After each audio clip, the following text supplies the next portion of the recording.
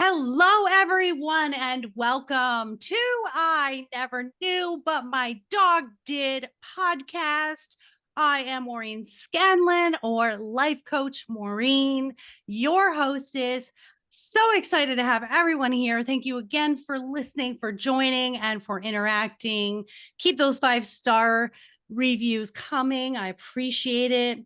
So, as always, I have a fabulous guest today, and I can already tell just his personality came through when he reached out, and I'm so excited. I feel like we're definitely going to be in sync, but I think I'm going to learn a lot from him that I'm going to need help with, and I think listeners, you're going to appreciate this, especially when you're in business and you're promoting promoting yourself. It's important. So without a further ado, I have Mr. Hersh Rephun today. And this is really cool. When you listen to his bio, it tells you really about who he is. So with dual chops in comedy and advertising, Hersh Rephun has enjoyed an eclectic career spanning 2 decades as a message therapist. And as a stand-up comedian playing gigs across the country, empathy and accessibility are the hallmarks of his work. He hosts the popular Truth Taste Funny podcast. Very clever. I love it. Seeking survival tips for a chaotic world, and is following it up with Yes Brand. Just say yes, right? Helping founders and CEOs tackle branding challenges with humor and humanity. Hello, my friend Hersh. How are Hello, you? Maureen. Thank you. Wow. Wow, that's wonderful. Yeah, you're right. You have a lot of great energy in the intro. We kicked it off right already. I always say I'm not everybody's cup of tea, but I go well with cookies. So, I'm a lot to take. I think my guests need a little bit of a downer after they get off this podcast. I think they're like, "Ooh, that was a lot. I need to just like chill out and listen to some music or something." Because she's a energy um elevator, that's for sure. Right, right. So my friend, first of all, he's very handsome. Oh, I know y'all are going to hear this on audio, but if you do see the video, he's a very handsome man. And I want to get started. This podcast is obviously, the title is I Never Knew, But My Dog Did. My brand is all about the dogs and how they really changed my life and started my enlightenment journey to learning how to be my own best friend and love myself unconditionally the way my dogs love me unconditionally. So what I really love is that your work and everything that you do is based on, as he says, it's about selling the truth and being authentic. But we always start off on this podcast with your knee story. What's a knee story? It's sort of a moment in your life where you were brought to your knees and you realized, you know what? Something's got to change, and I've got to find a purpose that makes me happy, fulfilled, and helps others. Tell us what your knee story was. uh, there probably is more than one knee story, or it's a long. I think for like it is for a lot of people, it's a process through which we resist that moment. We put that moment off so that things will happen, and we don't seem to get it. I think that I think that the real I think the real knee moment was during the pandemic when we're fearing for our lives. We don't really know what's going to happen to any of us. And my go-to to keep my sanity was to start an Instagram channel called 3 Times Daily Comedy, where I would film myself and my kids and just my dog and and make these little videos in characters, voices, whatever.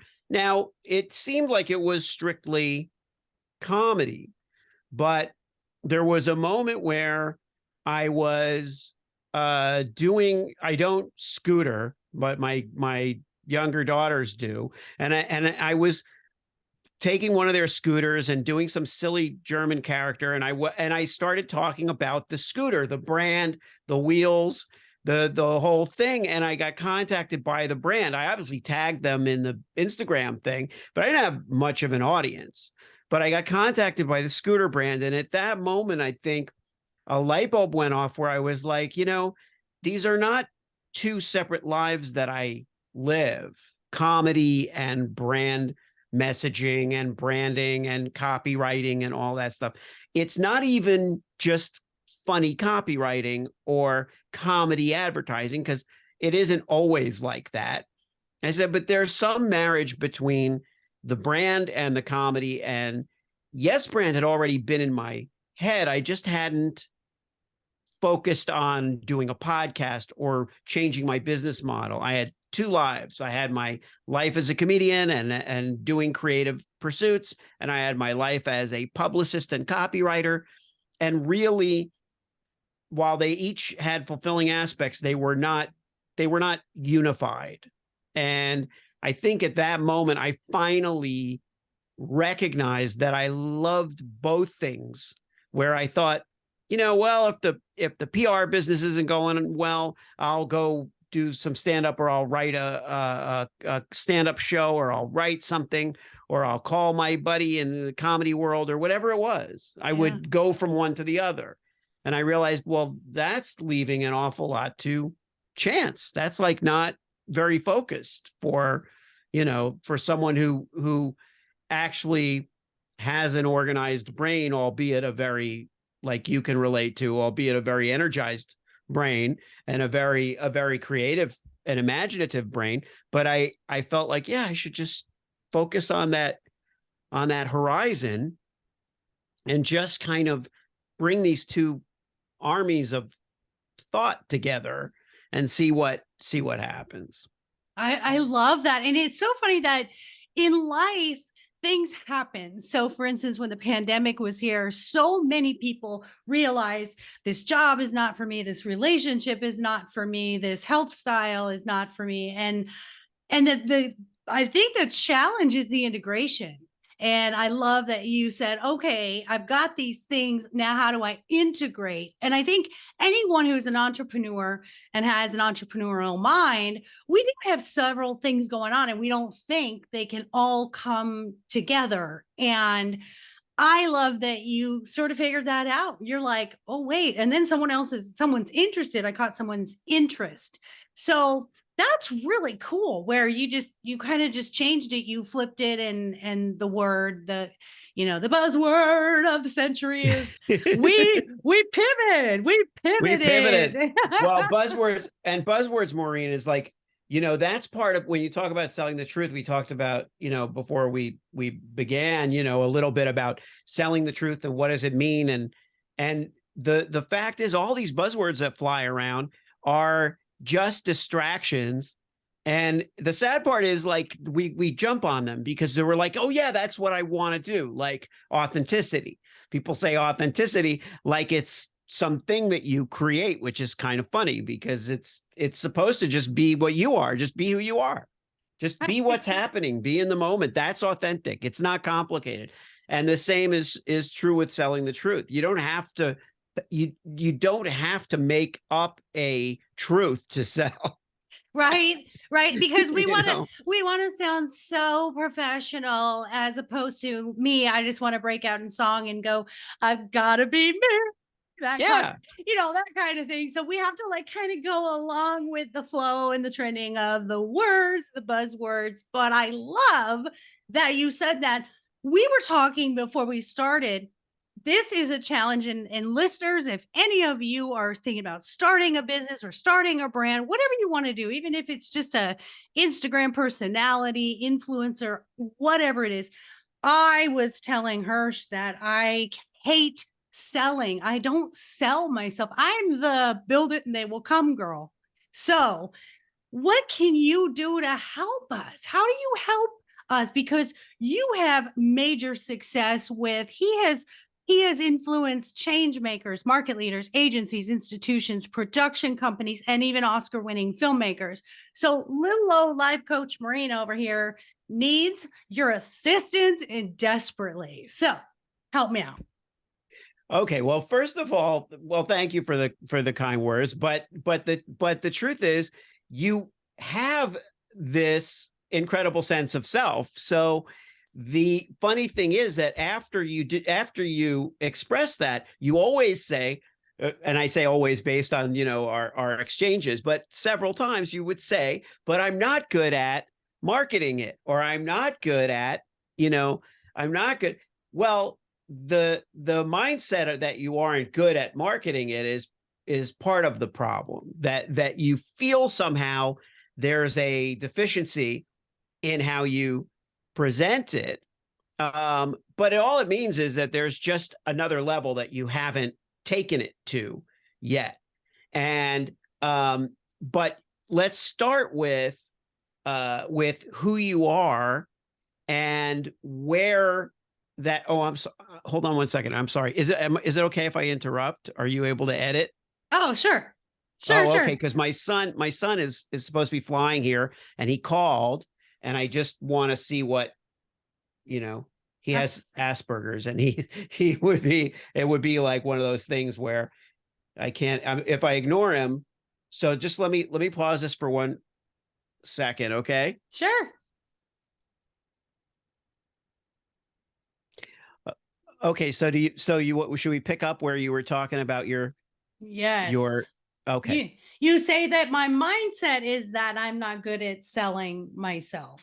And I think my mindset is just that I don't like having to sell myself. Okay. Well, this is a good point because I relate to it, and I know I really don't know that I know anybody who doesn't feel that way.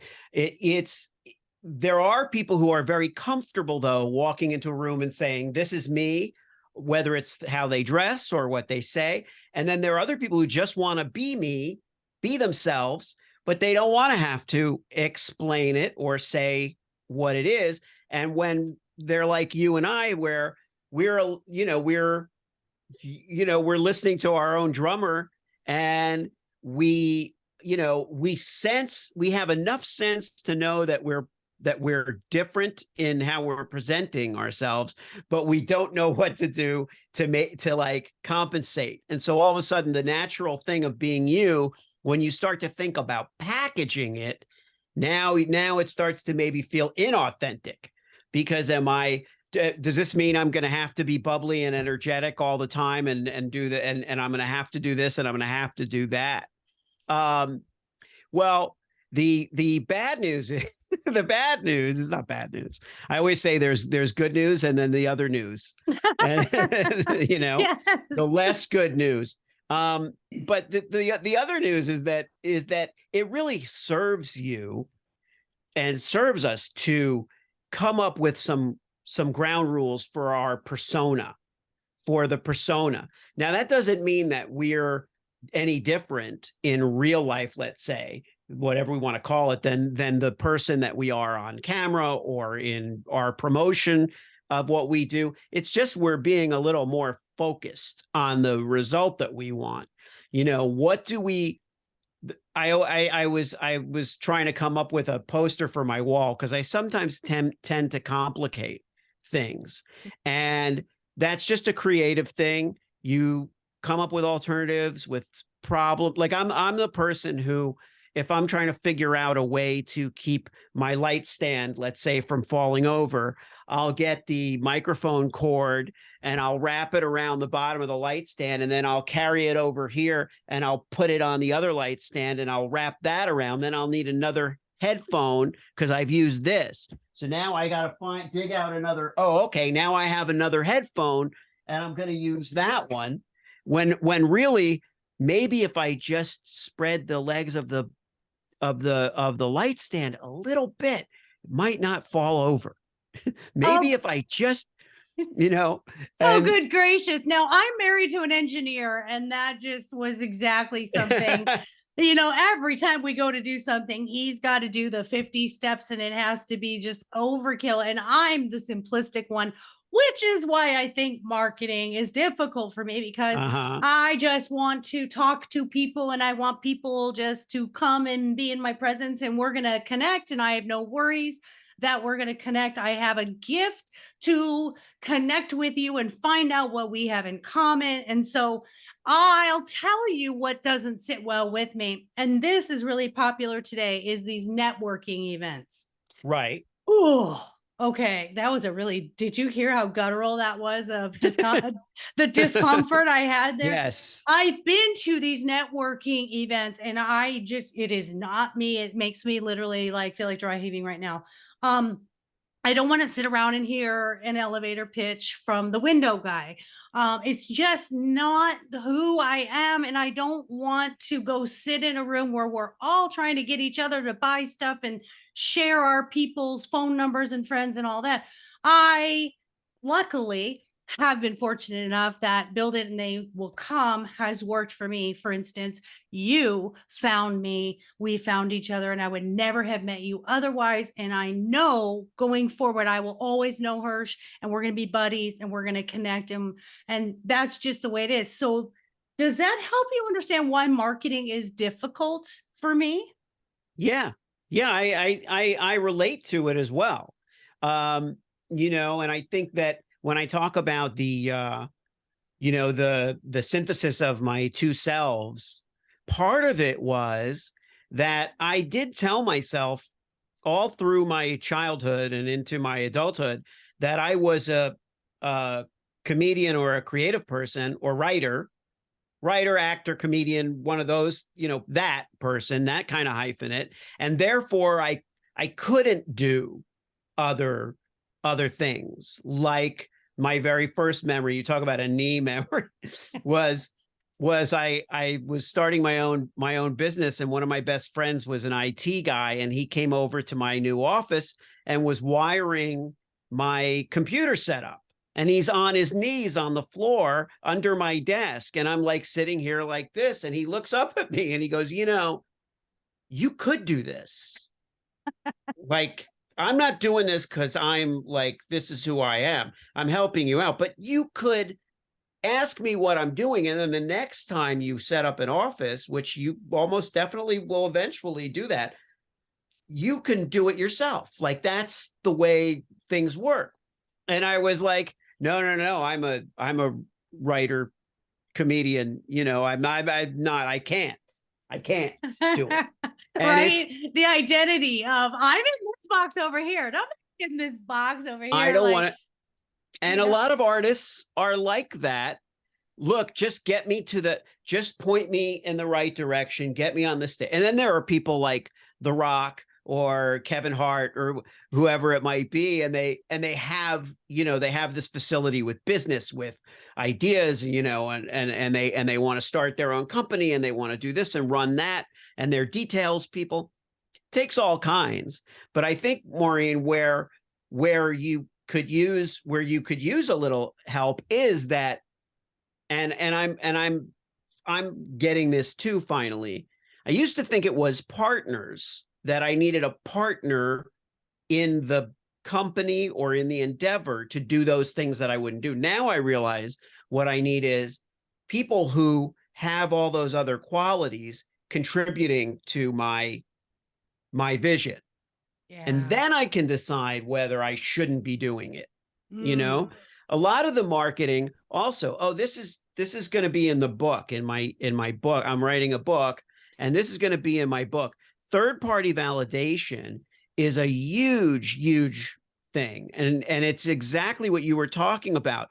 If you walk into a room and someone says, that's Maureen Scanlon, and she just, she's this and that, and you have to, talk to her, and you will feel differently about talking to them, right? It won't feel like, oh, it's this thing again, everybody turn to your left, and right, we hate that stuff. And I get it, but that third party validation works both ways, right? It's like, I call it the teeing up process. You're standing at a bar, you're talking to people. This person comes over and says to the person you're talking to, "Oh my God, Maureen is amazing," and it's sincere and it's genuine. It's just, it takes a load of pressure off.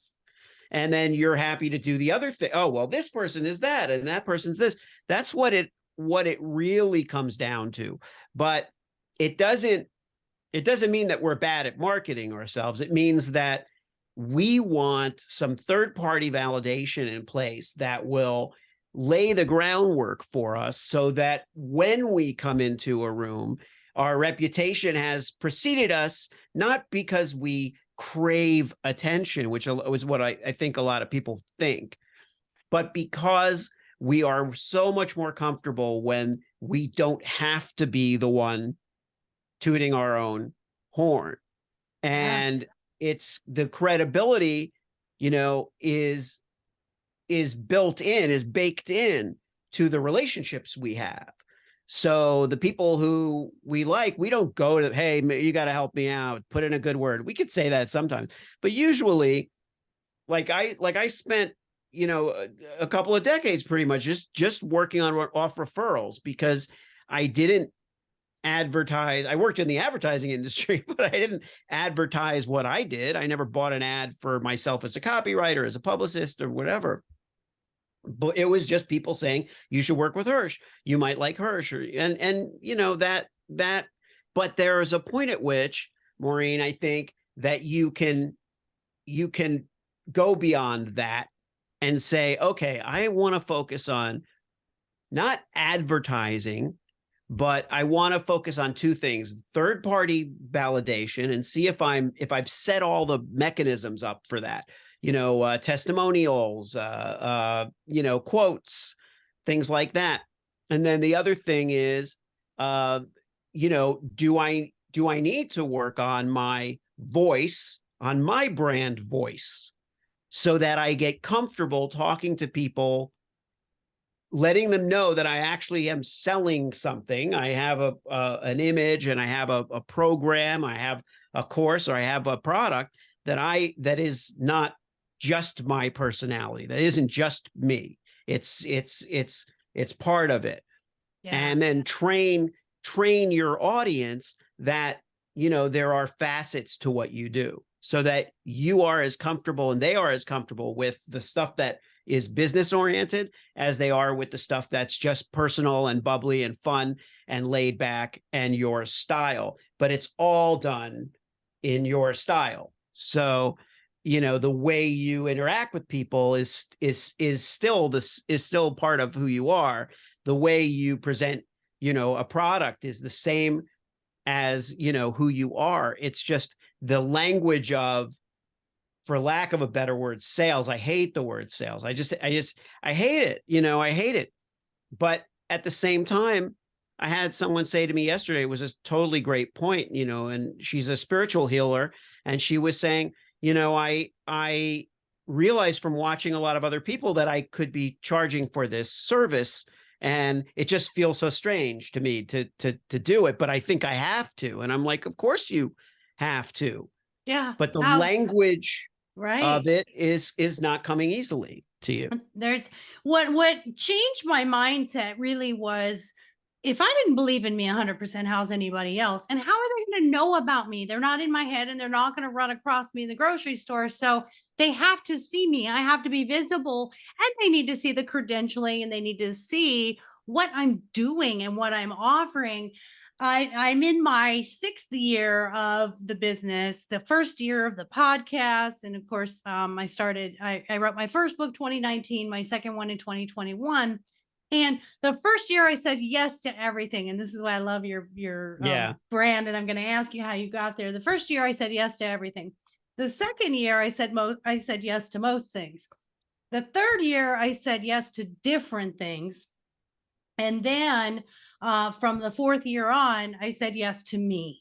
And what I mean by that is I said yes to only those things that felt good for me. And I would go with my intuition and my gut of knowing whether that was something that was going to push me forward, or if it was something that made me nervous. I like things that make me nervous because I know it's something I haven't done before. I created a sizzle reel, and I did this Rock the Stage program this year where we all get on and we do a TED talk, TED-like talk. That was really fun this year. So the sizzle reel was cool. And I think everyone should do a sizzle reel, because that's sort of, you kind of get out of marketing yourself with a sizzle reel, because you've got a sizzle reel and it entails your testimonies, everything about you. It shows your speaking abilities. It shows, mine's about my books and my coaching and all that. So I think a sizzle reel is a great idea.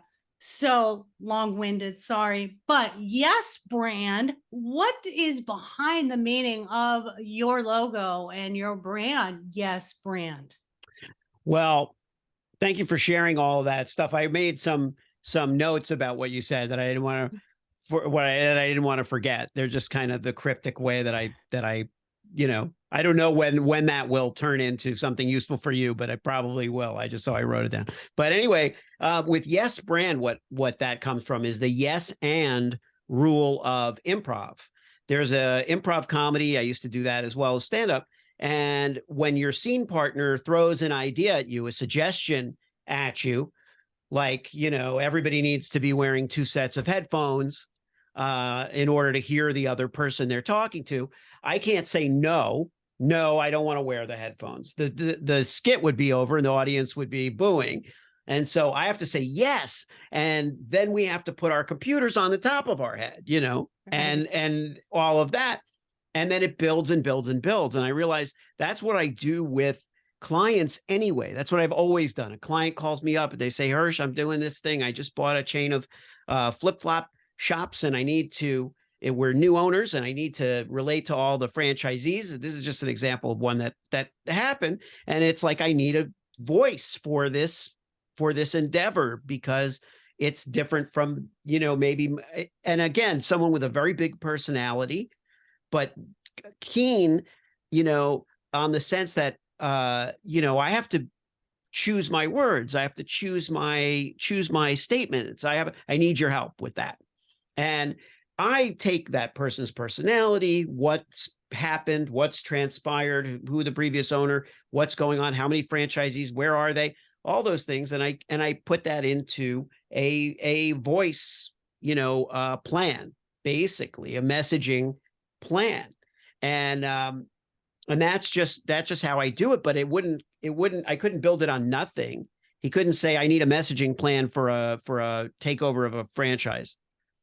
Like, right. It doesn't matter if someone who had a chain of pizza stores was doing it, there wouldn't be the same thing. Every person is different.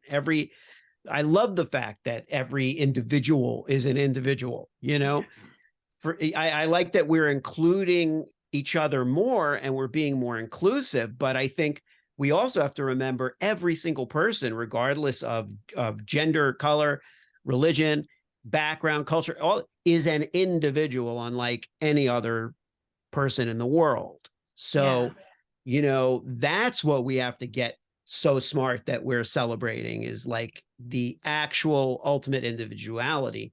And, so that's a little afield from Yes Brand, but that was it, was the idea that it's like comedy. It's like building on a premise, but you as the client are the premise, and I'm helping you build the narrative.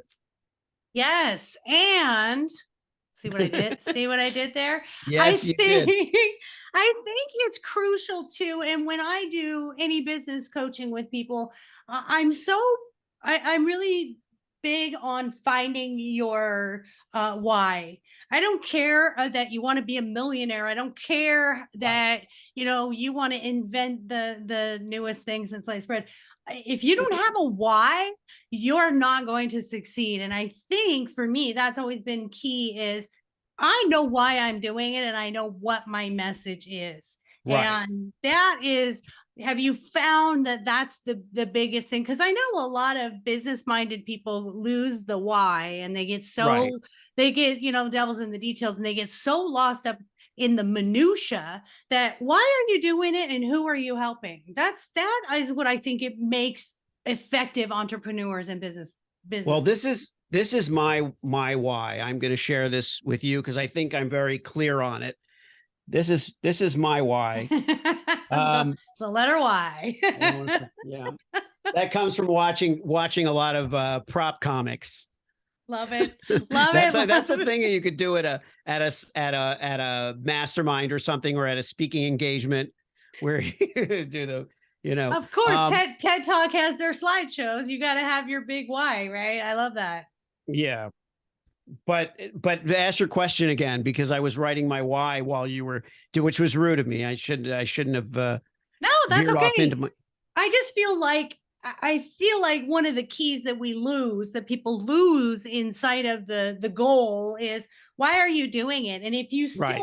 if you hold on to the foundation of why you're doing something and who you're doing it for, I feel like you can eliminate so many of that detail, like you being the complicated overthinker. I think we can, sort of drill it back. And now that really works well for me. So I think, what do you think about that?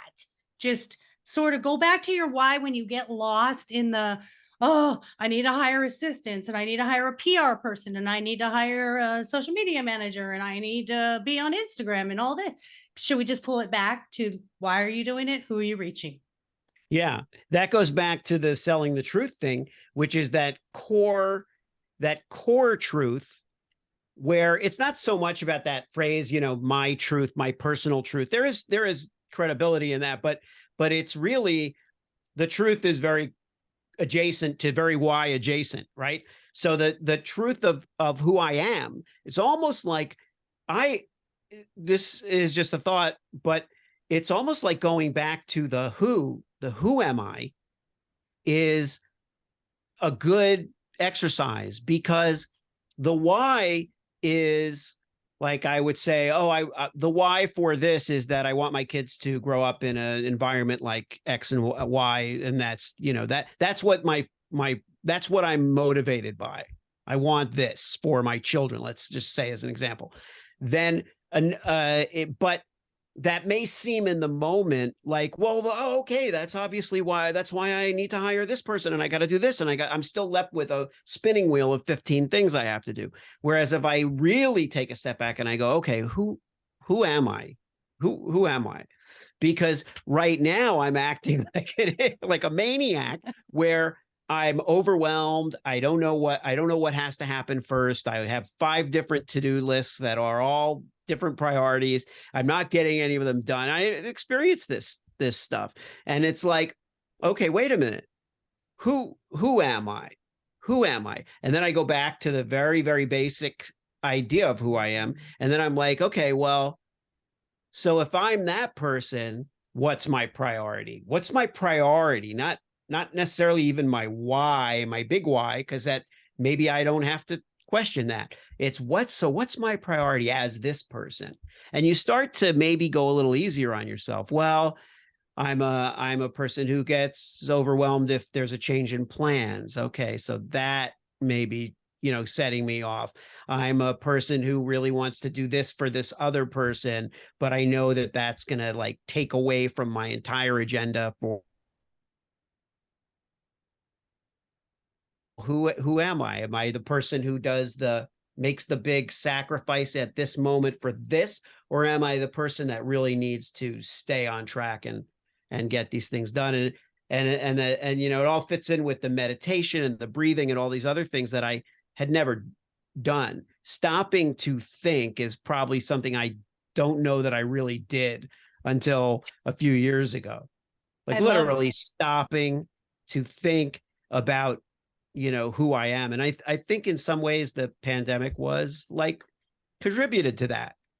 you Yeah. know it Yes. it wasn't my choice. I would have preferred a really long vacation in Hawaii if that was where I had time to think, but that was not going to happen. So, you know Oh yeah, I've said to everyone, unfortunately people lost their lives and jobs were lost and homes were lost. of course. But I always kind of have this Pollyanna view of why things happen. And to me, COVID just literally made us go inside our houses and inside ourselves and say, is this where I want to be in life? And it was great for a life coach because so many people came to these profound epiphany moments where it's like, I want something different, and I'm just the gal to help you do that. So, what are you doing now? We're gonna end this with all of your information. Are you still doing comedy? I am not currently doing stand-up. I am so kind of focused on the book and the Yes brand, not just the podcast, but really this consulting model, and working with personal brands and corporate brands. I have a kind of a niche that I'm really into now, which is seven figure companies, brands that want to crack that 8-figure goal, but they're not able to communicate they have what I call plateau fever, where they kind of like, they got to a certain point, they're doing well, but they're not really Growing. changing the game. They're not really propelling. And I think sometimes it's like they need a shake up, they need a new language, they need a new brand language, a new brand voice.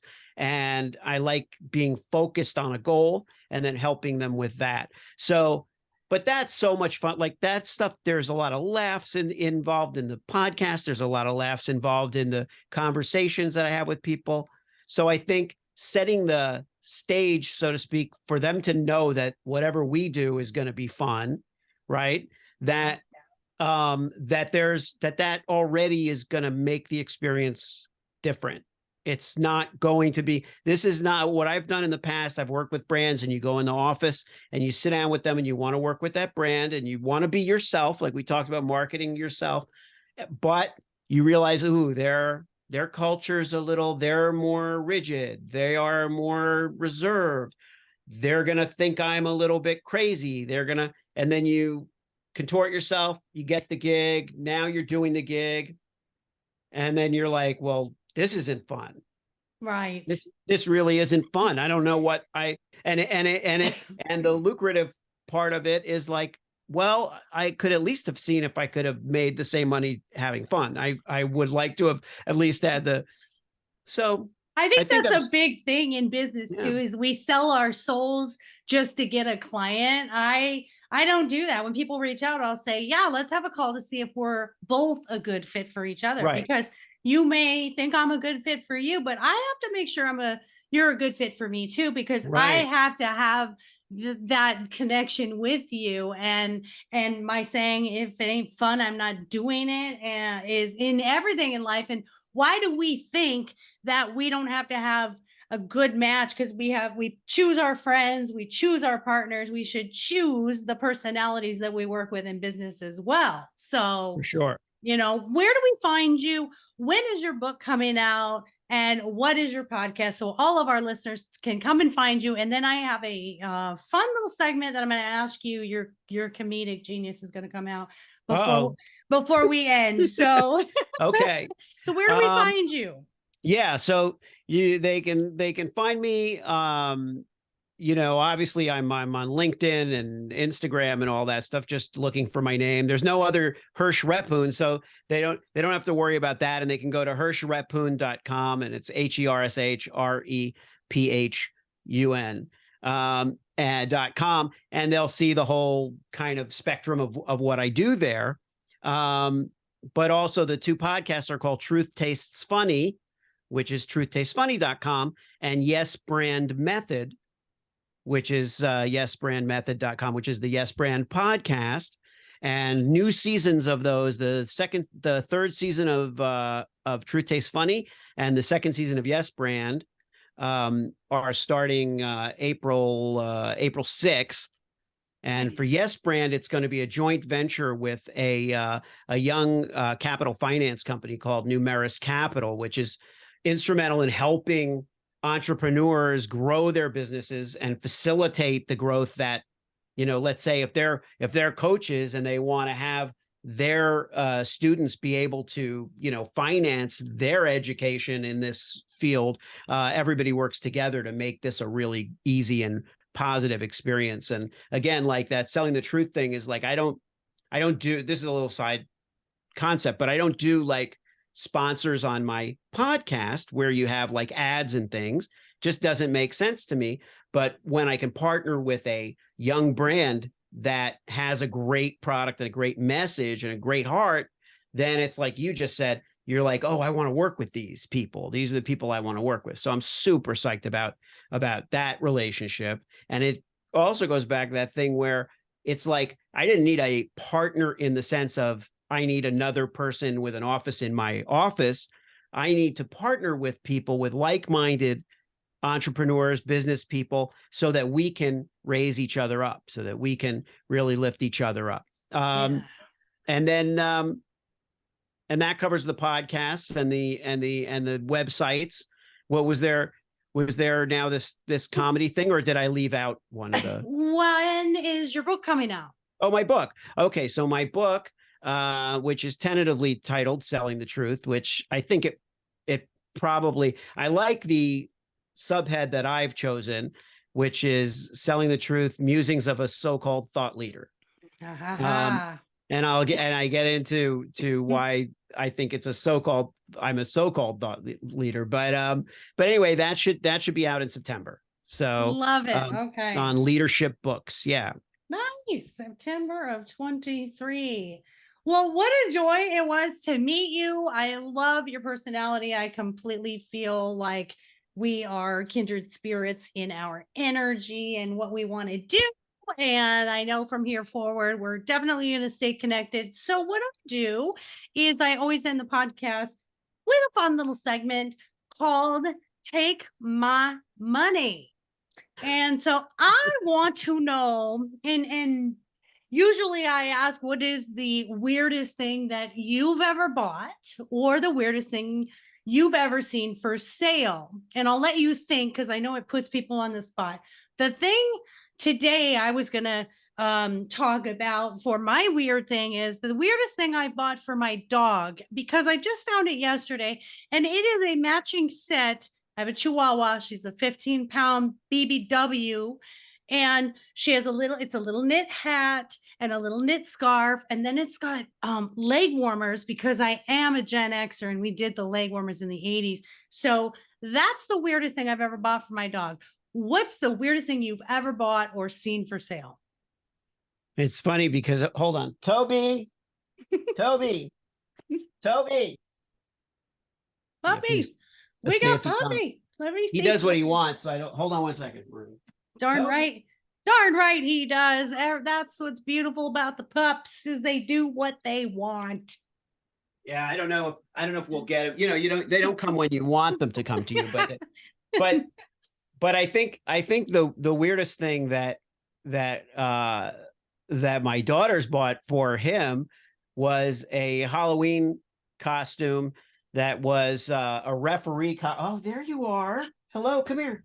Let me see the baby. He's smart. Yeah, come here. I want to see the baby.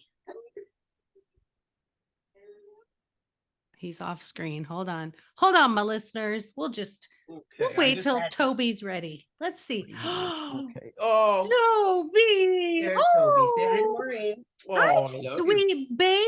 Okay, what breed? Because it looks like a little terrier in there. He's a Yorkie poo. He's a Yorkie poo, and he's full grown. He's 7 pounds. My gosh. 7 pounds, and he's mostly Yorkie. His dad's a Yorkie and his mom's a Yorkie poo, and he looks like his dad. Oh, sweet baby. Hi, baby Toby. Oh, you're so But cute. They like it when you talk to them in baby talk, even though they're adults. They do. They do. Anyway, he's not technically an adult. He's probably a young man. That's correct, like a teenager. Right? Like so a teenager. your daughters bought a referee so they bought costume? They bought a referee costume, and on the back it said referee, but it was like what do you call it? Glow in the reflective material. Okay. And so it said ruffery. Ruffery. But that was a strange thing that they bought for him. But when you think about what was the strangest thing you have ever seen for sale or bought, it's funny because the strangest thing I ever saw for sale was this enormous chair, and it was the reason I say it, I don't know how it could have been for sale, is because it was about 20 feet tall, and I don't know how many feet, the appropriate number of feet wide, and it was wood and it had a huge cushion on it. And I get why it would be funny to have a chair like that and sit in it or something, but the property you would have to have in order, and then how would it be moved? And so, and it was reasonable. It was about $28,000. So given the size of it, it was prohibitive at the time. And I would think probably any time it should be prohibitive to spend money on spending money on a chair like that. I feel like I'm gonna see that on an episode of How the Lottery Ruined My Life, because Yeah, people just spend money on stupid silly things. that's So right. But you know what I bought instead? what? Toby. Got this dog instead. No, I'm kidding. Oh, We would have gotten him anyway. all day, every day, I would take a dog over anything, as Yeah, that's right. everyone knows me. Well, thank you so much for all of your information, Okay, you can for go. your fun, your energy, and all of it, just all of it. I really enjoyed meeting you today, and thank you for the hour of your life you'll never get back that you gave to me. And there are no refunds, just so you know.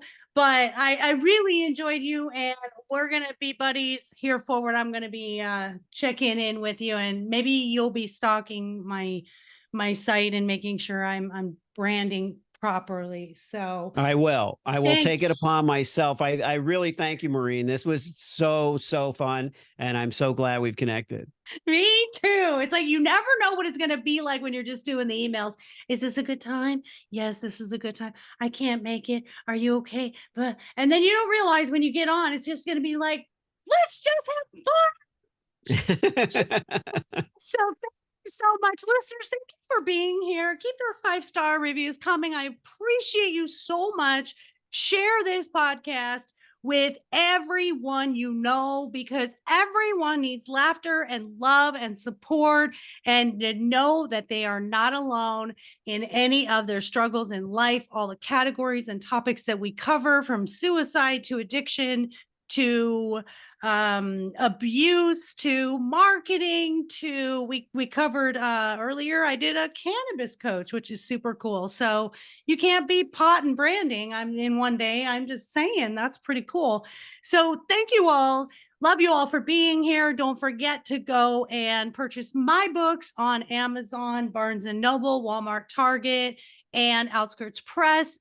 My dog is more enlightened than I am, and My Dog is My Relationship Coach are available. And if you're looking for coaching, confidence building, business coaching, spiritual coaching, relationship and dating coaching, you can find me at lifecoachmaureen.com. Thank you all. Take care of you. Take care of each other. Most of all, take care of those furry babies.